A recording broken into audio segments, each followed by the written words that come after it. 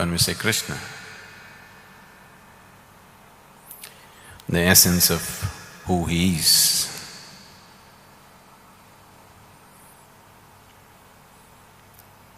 He is an irrepressible child, a terrible prankster, an enchanting flute player, a graceful dancer, an irresistible lover,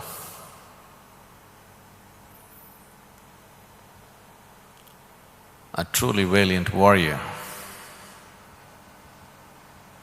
a ruthless vanquisher of his foes, a man who left a broken heart in every home.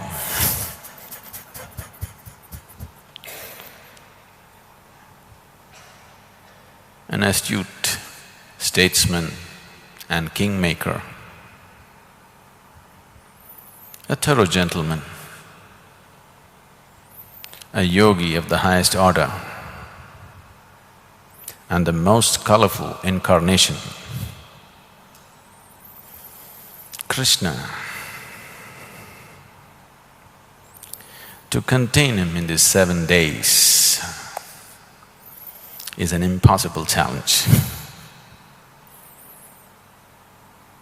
At the most, we can just have a glimpse of who he is. And that glimpse should be more than enough. Krishna is seen and perceived and understood and experienced in many, many different ways by different people.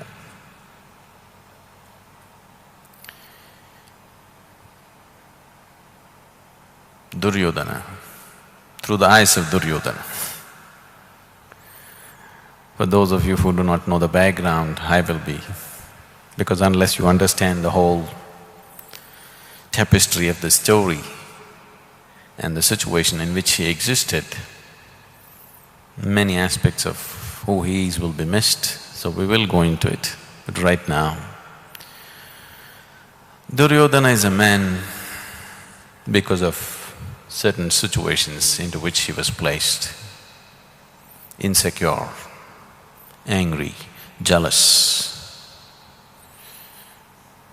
greedy and feeling wronged all his life. And because of actions which came forth from his greed and anger, he became the key for destruction of his whole race.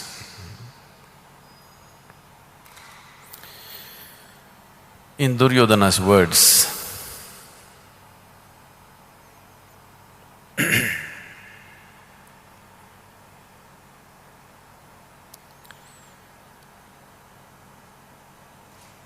he is a smiling rogue, if there was ever one.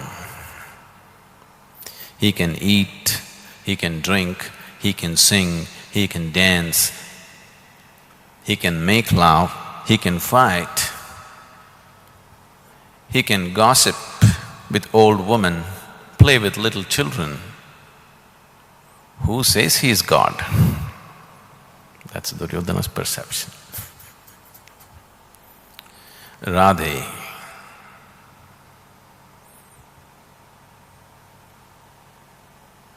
his childhood lover, a milkmaid, a simple woman of the village. But with such unfaltering love and devotion, she has become so big that today you cannot talk of Krishna without Radhe. We don't say Krishna Radhe, we say Radhe Krishna.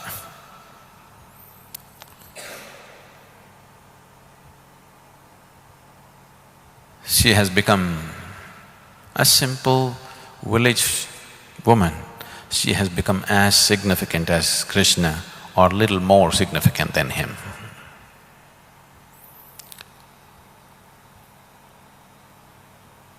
She said, Krishna is with me.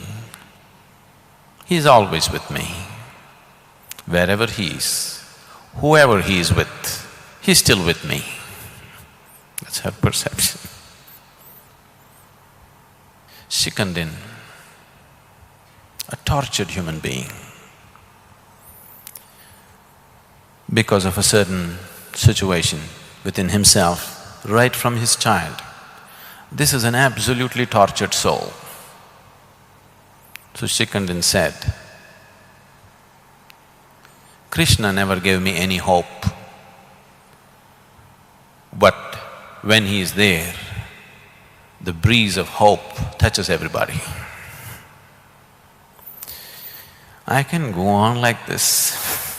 Different people saw different facets of who he is. For some he is God, for some he is a crook, for some he is a lover, for some he is a fighter, so many things he is.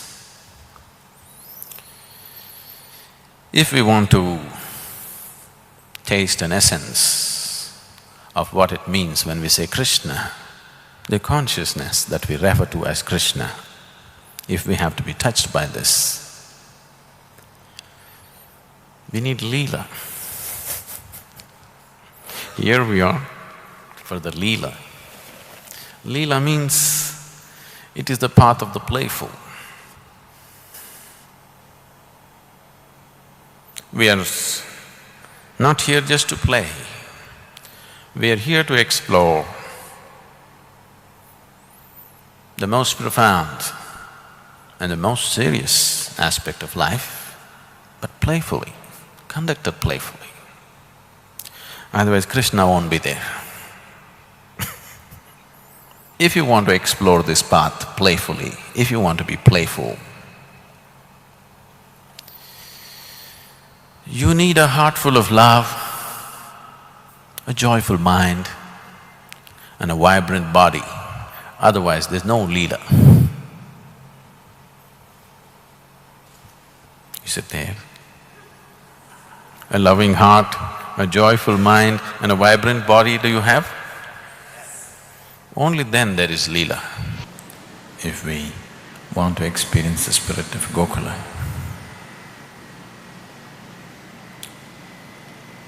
we should learn to look at each other with tremendous amount of love. We should learn to walk with joy in our step.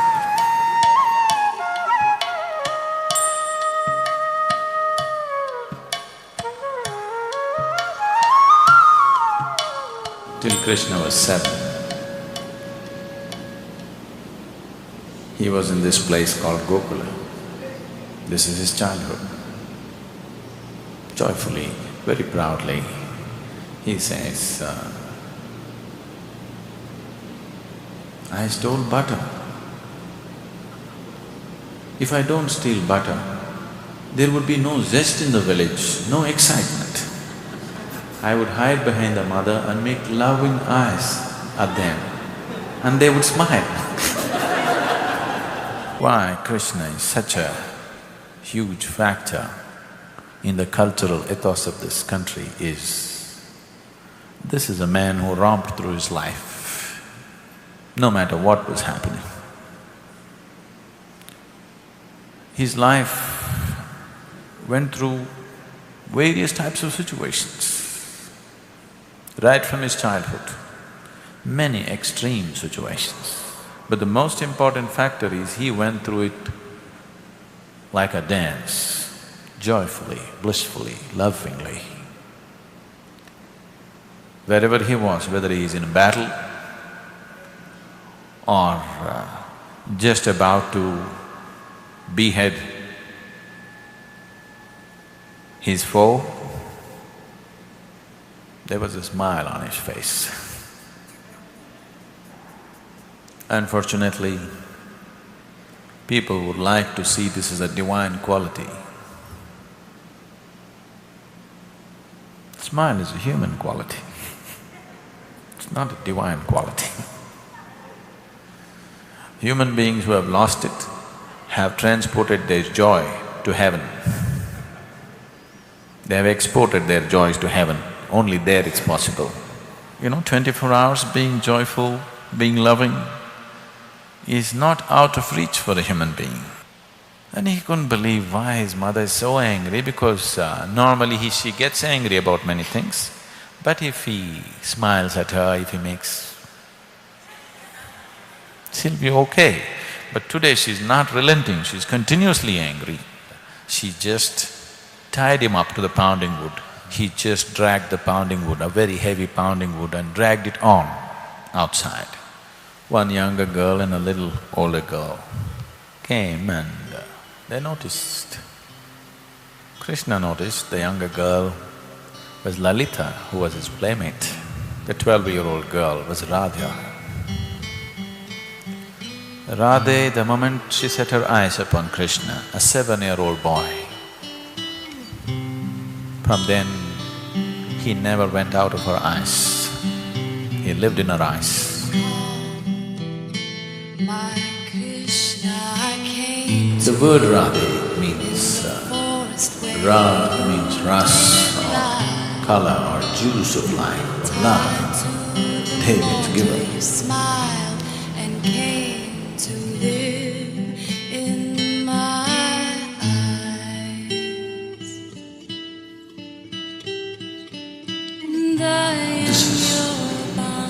This is a path to the ultimate, but it is a path of intimacy. It is a path of tremendous passion. It's a path which does not exclude anything, but the very nature of the path is such that once a person steps into it, everything else just disappears.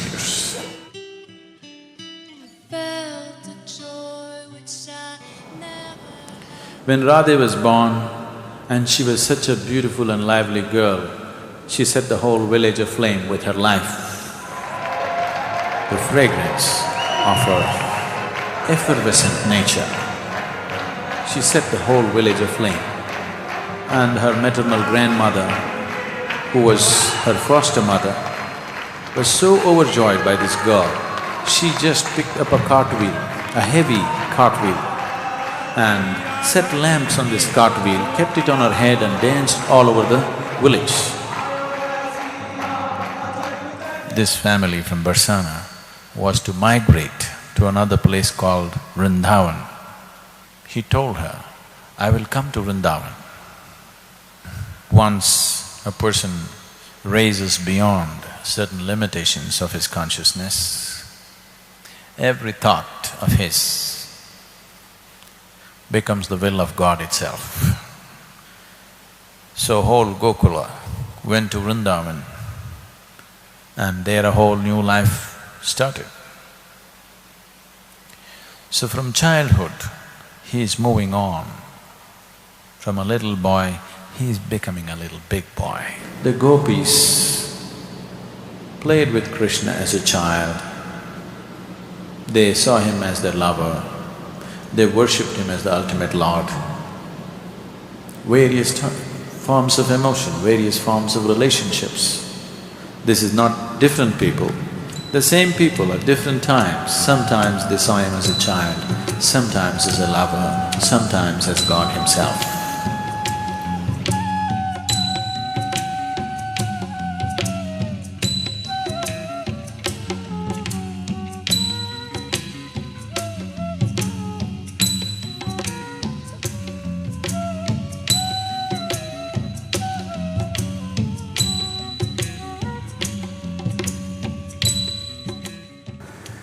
So many old conventions were broken, and especially the youth and children enjoyed much more freedom than they had ever enjoyed before.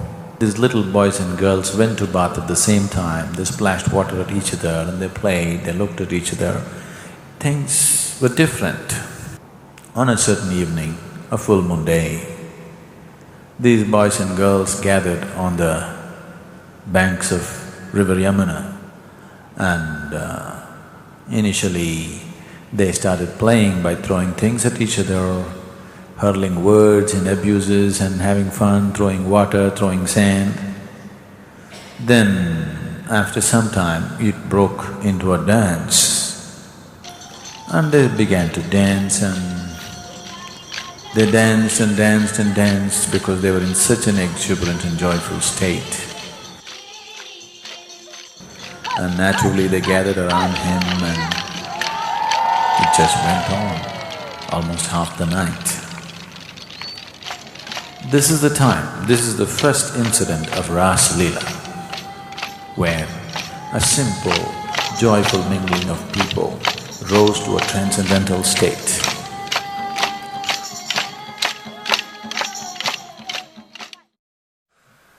So he presented himself in the best possible way, whether it was physical self or his emotional self or mental self or whatever, he always presented himself in the best possible way that he could. This is love, I want you to understand this. If you really have love for life around you, you will always see how to be at your best to everything around you. If you have care and concern for life around you, every moment you must be in the best possible way, isn't it? Yes? So Krishna exhibited this every moment of his life. So he never as a child walked out of the house without a peacock feather in his headdress.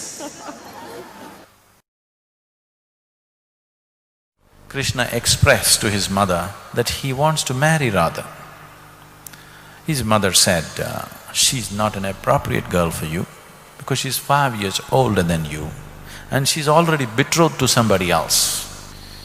Krishna said, I don't know all these things of appropriateness. From the moment she saw me, she has loved me and she has lived in me. So, I want to marry this girl. This argument went on between mother and son, and mother had no words to say, so she reported to the father. Then Nanda thought it's time to take him to the Guru so that let him speak. So Gargacharya and his disciple, who was to be Krishna's teacher, Sandipani, were there and they said, your purpose of life is different. It has been prophesied that you are the deliverer, you are the savior of dharma in this world. Krishna said, I don't wish to be a deliverer. I just love the cows and the bulls and the men and the women and the boys and the girls and the mountain and the trees here. I don't wish to go and deliver anything. I just want to live here. I'm in love with people, I'm in love with things around here. I just want to live here. I don't want to save anybody, I don't want to deliver anybody. I just want to live here. Then Gargacharya thought it's time to reveal the truth about his birth. So Gargacharya talked about the prophecy that Narada Muni had made, and Krishna is not Nanda and Yashoda's son. For the first time they revealed to him. Then Gargacharya said, Narada has clearly identified you, all the signs indicate it's you. And you have exhibited all the qualities that Narada talked about. Everything is right, you are that person that has been talked about by many sages, and Narada has fixed the date, time and place, and you fit into all that, it can't be wrong. All this descended upon him with such force. He just stood there silently and then slowly walked towards Mount Govardhan. A hill like this, he just walked up to the topmost point and just stood there looking at the sky. The sun was setting, looking at the setting sun. Suddenly a tremendous sense of empowerment went through him. This was his moment of enlightenment and reminder. He just stood there for many hours, realizing and experiencing so much within himself. When he walked down that hill, he was a completely different person altogether. That playful cowboy was gone. Suddenly, there was a new serenity about him, there was a new sense of a completely new sense of dignity and divinity about him. When he walked down, all these days, these people who just played with him, who enjoyed his dance and music, suddenly they began to bow down to him. He did nothing. He just went up the mountain, stood there for a few hours and walked down. Suddenly anybody who saw him started bowing down to him, not knowing what they're doing. He knew he had to leave. But before he left, this was not a full moon. The last full moon rasa is over, but he organized an unscheduled rasa. He wanted to just for once dance and sing with his people. So he sang and danced and everybody knew he's leaving. Radhe just worked herself into such a frenzy of ecstasy and bliss within herself, it just didn't matter to her. She just transcended the normal limitations of emotion and became so ecstatic and wild-eyed that nothing mattered to her. So Krishna went to her, he knew what it means to her. So he went to her, held her, and he pulled out his flute from his waistband and gave it to her. This flute is only for you, no more flute for me. Never again he played flute in his life. He just gave it to her.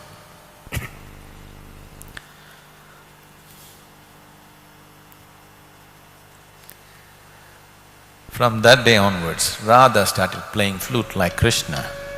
Krishna never again played the flute.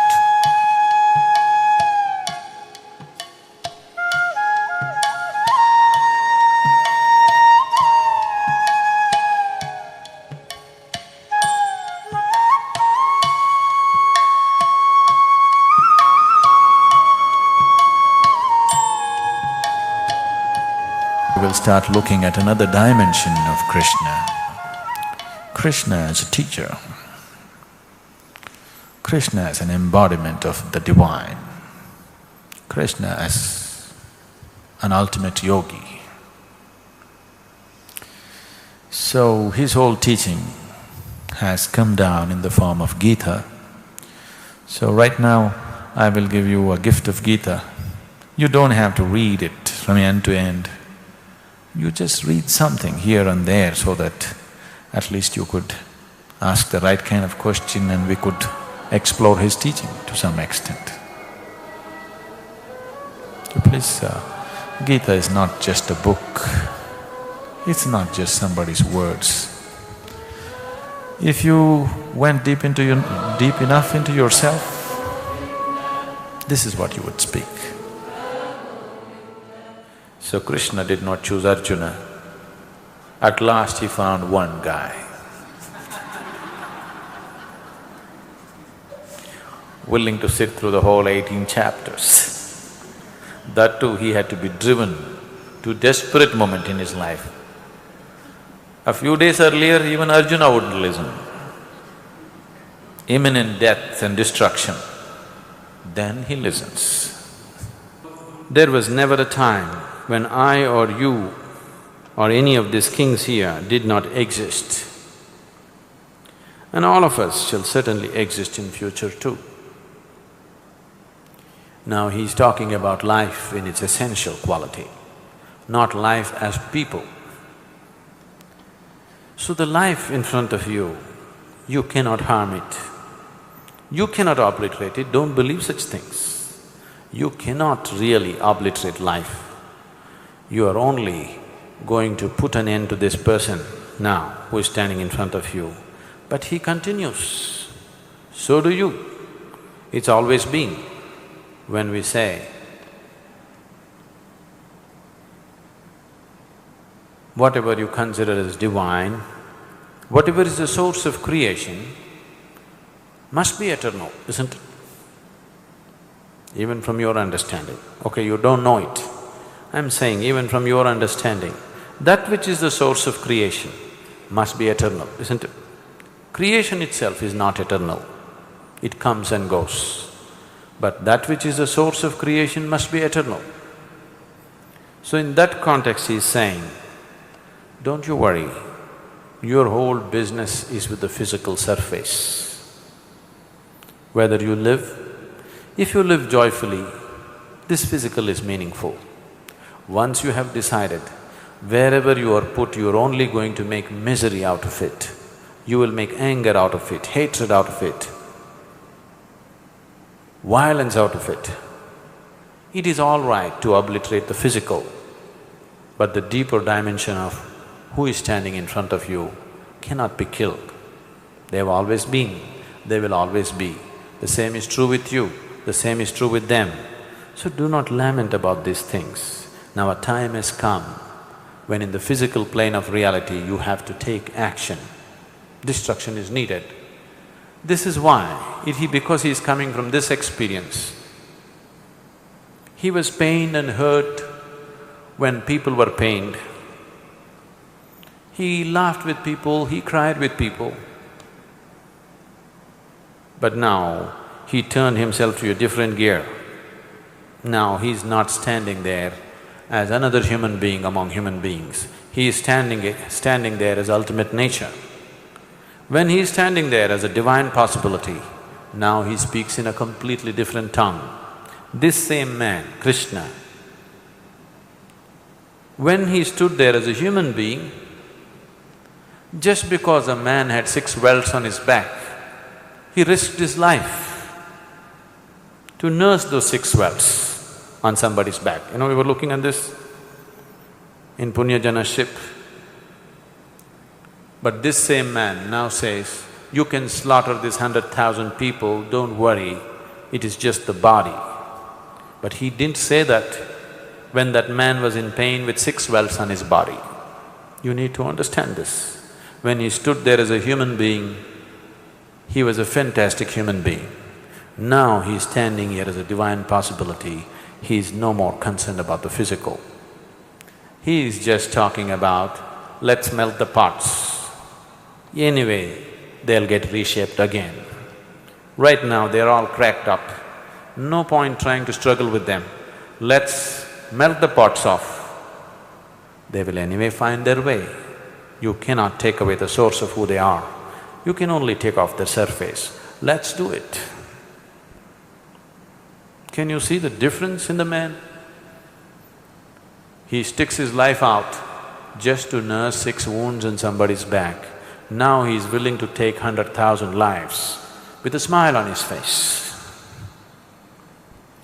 So you have to look at the statement, from whom it is coming. Now anybody can repeat these words, probably somewhere else it says, it's all right to kill. You cannot kill anybody. You can neither be killed nor kill. So it's okay, go ahead and slaughter.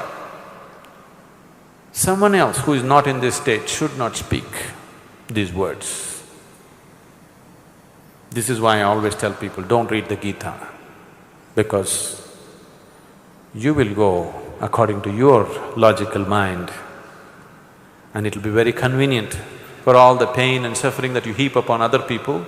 After all, what is there? Nobody dies and is born, it is okay. This is true only when it's true with you also. Only when it is true with you also. You are also beyond pain, you are also beyond suffering, you are also beyond life and death. Only then you say these words. Otherwise, you don't parrot these words at all. It's not for you to say this.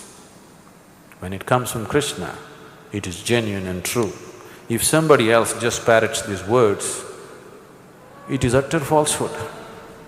Maybe he was dark-skinned, but people who are aware saw the blueness of his energy, so they went about describing him as blue. You will see in the existence, anything that is vast and beyond your perception generally tends to be blue, whether it's the ocean or the sky. These are the 2 things which are not perceivable in normal terms. Anything which is larger than your perception tends to be blue, because it is the basis of all-inclusiveness. To It's good that all of you have turned blue. We will go through a certain process we will use imagination, but you need to understand, everything that man has created has come from his imagination. Here we have the necessary energy to use imagination and make it into an absolute reality within ourselves. So by the time we're done with this, you must be shining blue, not just clothes blue. Through this whole drama of all the people, Krishna is going through the maximum amount of drama, but untouched. Because he said, yogastaha kuru karmani. That means first establish in yoga and then act. If you act without establishing yourself in yoga, then your action will become an entanglement. It doesn't matter what you're doing. Simple things that people take up to do in their life. After all, for most of the people, 95% of the people in the world, all that they have taken up is just to earn something for their survival, procreate, bring up their children, that's it. It is taking an unusually heavy toll, simple life process. It is not necessary this way, but unfortunately it does go that way for many people simply because there is no playfulness in their way of existence. There is no playfulness in the way they live. They're too dead serious. Just bring little liveliness and playfulness into little activity that you do, you will see it'll make a big difference. Okay, right now you must take this up in your life. 5 different activities in your life, simple things. As soon as you go, from tomorrow, at least 5 simple activities in your life, you make those simple things playful, okay? If you don't know how, first write it down, look at it, whether it works, without making yourself too obvious and too out of the way. Just a little playfulness into those little activities. Just keeping something, picking up something, driving, simple things, 5 different activities. You make them playful, slowly it'll grow into other areas of life. These 7 days, the way it has happened,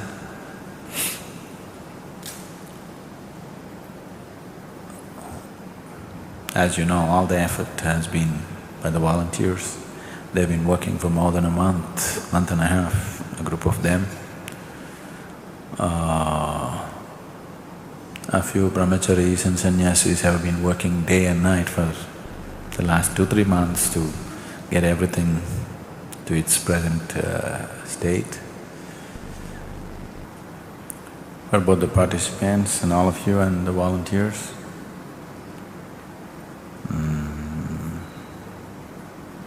bring some leela into your life. Just leela through your life, that's all that matters. And